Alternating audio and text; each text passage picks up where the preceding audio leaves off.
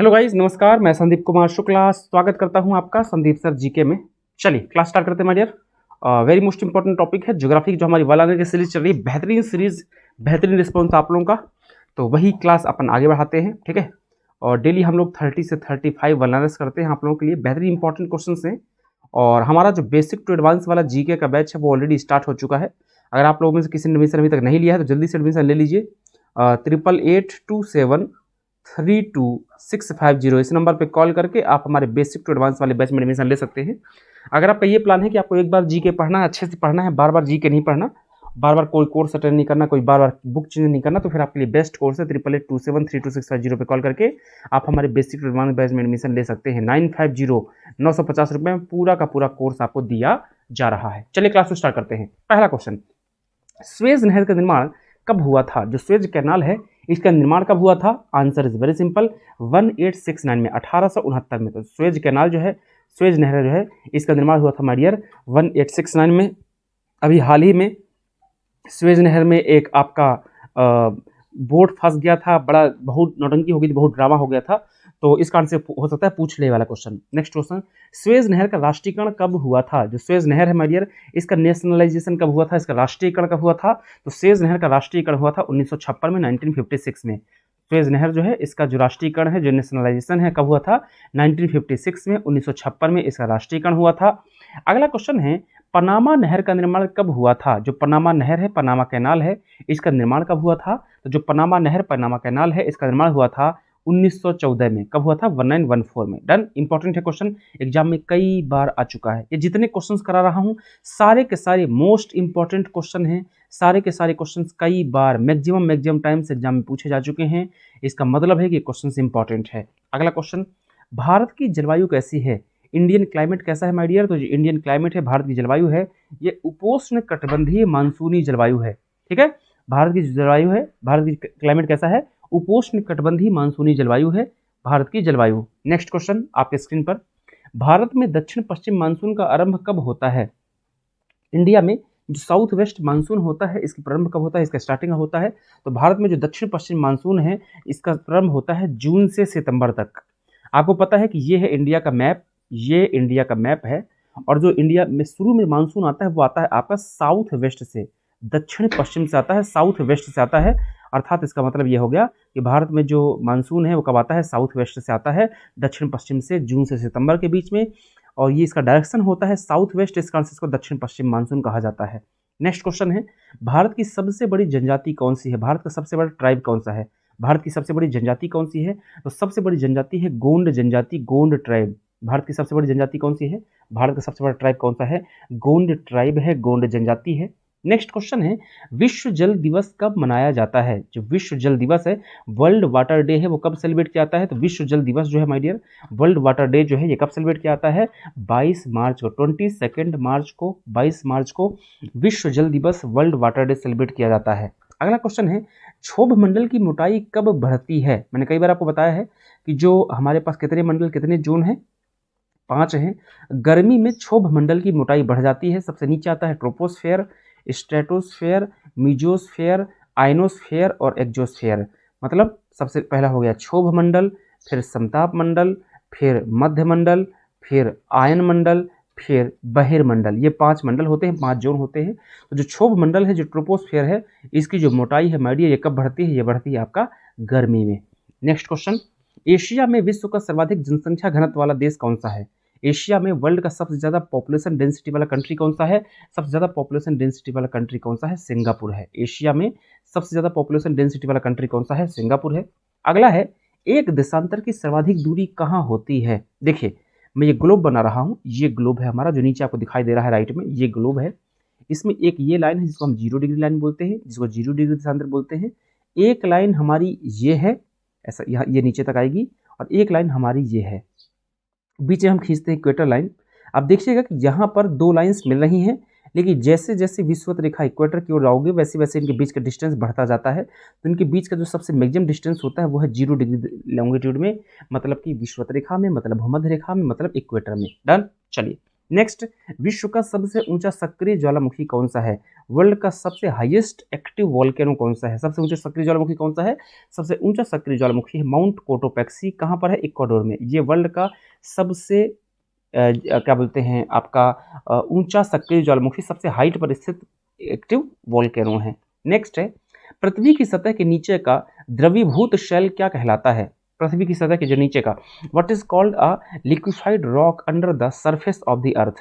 तो पृथ्वी की सतह के नीचे का जो द्रवीभूत शेल होता है उसे क्या कहा जाता है?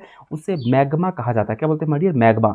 अगर वो बाहर आता है तो उसको लावा कह दिया जाता है, और जब वो जमीन के अंदर होता है उसे मैग्मा कहा जाता है। क्या बोलते हैं? मैग्मा। नेक्स्ट है अगला, एक मिनट,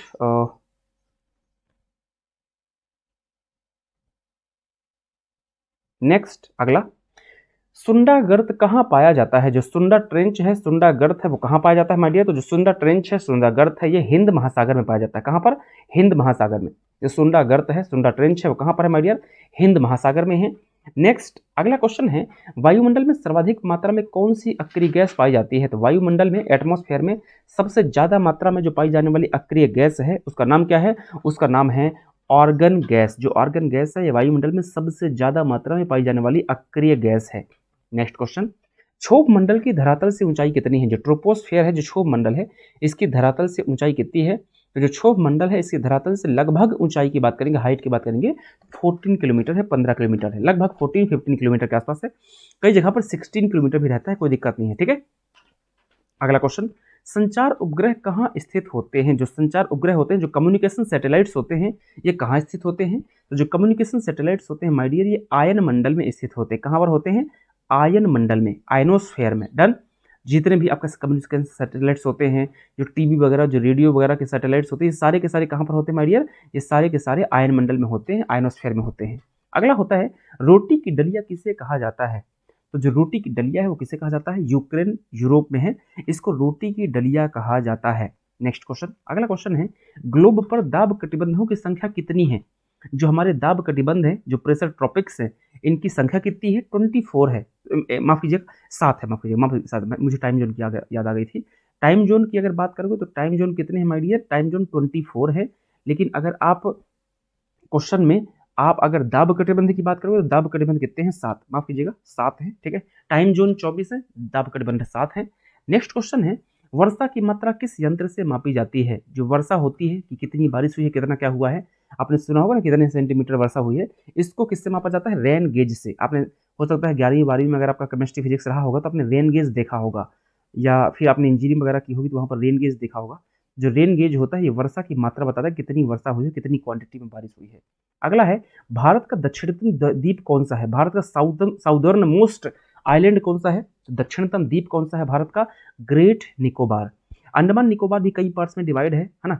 उत्तरी अंडमान, मध्य अंडमान, लघु अंडमान, ग्रेट निकोबार, ढेर सारे अंडमान है। उसके बाद में आपका कार निकोबार, लिटिल निकोबार करके सबसे बड़ा जो लास्ट में साउथ में उसको हम ग्रेट निकोबार बोलते हैं। ये अंडमान और निकोबार द्वीप समूह का है। डन।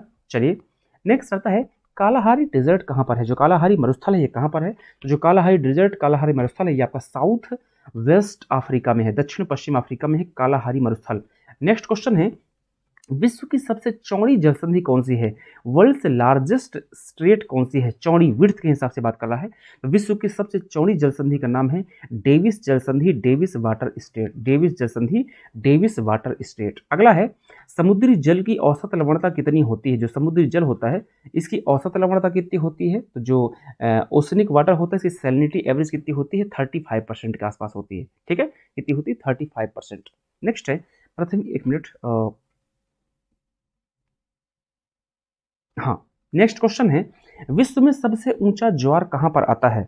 वर्ल्ड के सबसे जो हाईएस्ट टाइड होते हैं ये कहाँ पर आते हैं? तो वर्ल्ड के जो सबसे हाईएस्ट टाइड है ये फंडी की खाड़ी में आते हैं। कहाँ पर आते हैं? फंडी की खाड़ी में आते हैं। ठीक है, चलिए, नेक्स्ट क्वेश्चन है, मर्रे डार्लिंग नदियां कहाँ बहती हैं? जो मर्रे डार्लिंग रिवर है ये कहाँ पर बहती हैं? तो जो मर्रे डार्लिंग रिवर है ये ऑस्ट्रेलिया में बहती है। कहाँ पर मारिए? ऑस्ट्रेलिया में। जो मर्रे रिवर और डार्लिंग रिवर है ये ऑस्ट्रेलिया में बहती है। अगला है, डंकन पास कहाँ स्थित है? इंकर नहीं होगा, डंकन होगा। ये डंकन पास है। ठीक है, ये डंकन है, डंकन, DANKAN। ठीक है, तो जो डंकन पास है वो कहाँ स्थित है? ये दक्षिणी अंडमान और जो लघु अंडमान छोटा अंडमान है, लिटिल अंडमान है, उसके बीच में है डंकन पास। इंपॉर्टेंट क्वेश्चन है, कई बार एग्जाम में पूछ चुका है। नेक्स्ट क्वेश्चन है, भारत कहाँ स्थित है? Where is India located? ये जोन की बात हो रही है, तो जो इंडिया है ये उत्तरी पूर्वी गोलार्ध में है। अगर आप ऐसा ग्लोब बनाएंगे, ऐसा ये आप ग्लोब को बनाएंगे तो हिंदुस्तान हमारा यहाँ पर है नॉर्थ ईस्ट में। हिंदुस्तान जो है या उत्तरी पूर्वी गोलार्ध में है, नॉर्थ ईस्टर्न हेमिस्फीयर में है। अगला क्वेश्चन है, तुलबुल परियोजना किससे संबंधित है? जो तुलबुल परियोजना है ये झेलम नदी से है। किससे रिलेटेड है? झेलम रिवर से रिलेटेड है। अगला क्वेश्चन है, एशिया का बंजर भूमि किसको कहा जाता है? तो जो एशिया का बंजर भूमि है वो किसको कहा जाता है? एशिया का बंजर भूमि थार डेजर्ट, थार मरुस्थल को कहा जाता है। नेक्स्ट क्वेश्चन है, सहारा मरुस्थल, सहारा डेजर्ट कहाँ स्थित है? तो जो सहारा डेजर्ट, सहारा मरुस्थल है ये नॉर्थ अफ्रीका में स्थित है। इसमें ढेर सारी कंट्रीज आएंगी, आपकी मेटल कंट्रीज आती है, मोरक्को हो गया, अल्जीरिया हो गया, लीबिया हो गया, ट्यूनीशिया हो गया और इजिप्ट हो गया। ये कंट्रीज है, मेटल कंट्रीज है। यहाँ पर आपका थार डेजर्ट, थार मरुस्थल है। अफ्रीका महाद्वीप में उत्तर के जितने भी कंट्रीज है वहां पर लगभग फैला हुआ है। क्लियर? चलिए, वीडियो पसंद आया हो तो वीडियो को लाइक कर दीजिएगा, चैनल में नए हैं तो चैनल को सब्सक्राइब कीजिएगा। अच्छे से पढ़ाई कीजिए, कोरोना में घर से बिल्कुल बाहर मत निकालिए। जान है तो जहान है। Bye, take care.